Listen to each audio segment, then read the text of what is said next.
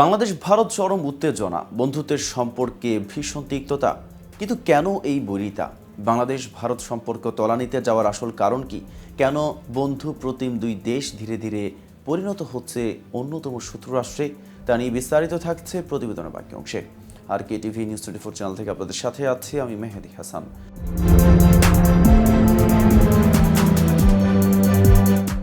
বাংলাদেশে হিন্দু সংখ্যালঘুদের উপর নির্যাতনের অভিযোগ ঘিরে প্রতিবাদ পাল্টা প্রতিবাদ বেড়েই চলেছে। এ নিয়ে বাংলাদেশ ও প্রতিবেশী ভারতের মধ্যে তর্কযুদ্ধ নিয়ন্ত্রণের বাইরে চলে যাওয়ার আশঙ্কা দেখা যাচ্ছে। 5ই আগস্টে গণ অভ্যুত্থানের পর সাবেক প্রধানমন্ত্রী শেখ হাসিনা বাংলাদেশ থেকে পালিয়ে যান। তারপর থেকে প্রতিবেশী ও একসময়ের ঘনিষ্ঠ মিত্রের মধ্যে দেশটির কূটনৈতিক সম্পর্ক অস্বস্তিকর পর্যায়ে আছে। গত সপ্তাহে ইসকন নেতা চিন্ময় দাসকে গ্রেফতার করার মধ্য দিয়ে উত্তেজনার নতুন কারণ যুক্ত হয়। এই ঘটনায় ভারতের প্রধানমন্ত্রী নরেন্দ্র মোদীর বিজেপি সদস্য সহ হিন্দু সংগঠনের কর্মী ও অন্যান্য রাজনীতিবিদ বিক্ষোভ করেছেন।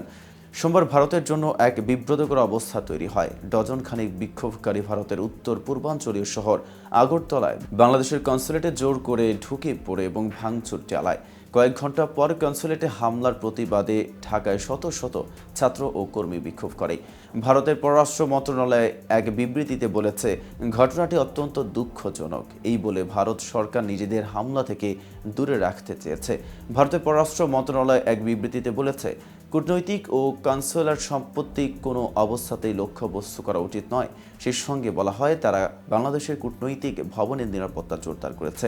এই ঘটনায় ভারতের পুলিশ 7 জনকে আটক করলেও ঢাকা এখনও উত্তাল। বাংলাদেশের কর্মকর্তারা বলছেন, বেশ কয়েকটি ভারতীয় সংবাদ মাধ্যমের বিভ্রান্তিকর উত্তেজনার উস্কে দেওয়া খবরে ভারতে বিক্ষোভ দেখা দেয়। কিন্তু বিক্ষোভ দুটি দেশের সীমান্ত এলাকায়ও ঘটেছে। তবে ভারতের বিশেষজ্ঞরা বলছেন, বাংলাদেশের উত্তেজনা প্রতিবেশী দেশে প্রভাব ফেলবে, এটাই স্বাভাবিক। তুলনামূলক গত কয়েক সপ্তাহ শান্ত থাকার পর হিন্দু নেতা চিন্ময় কৃষ্ণ দাসকে গ্রেফতারের পর পরিস্থিতি আবারও উত্তেজনাপূর্ণ হয়ে উঠেছে।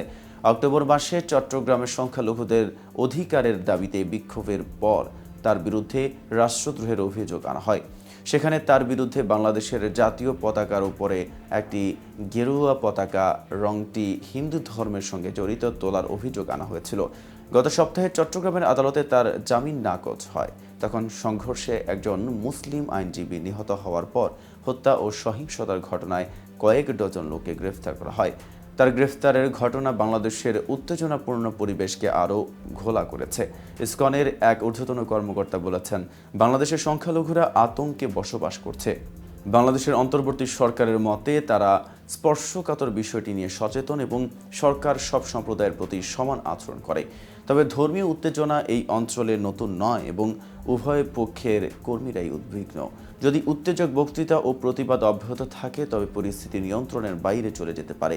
ভারতে হাসিনার অবস্থান ইতিমধ্যেই দ্বিপক্ষের সম্পর্কের ক্ষেত্রে একটি বড় ঝামেলার কারণ হয়ে উঠেছে এবং উভয় দেশই ক্রমবর্ধমান বিক্ষোভ পরিস্থিতির অবনতি ঘটাতে পারে।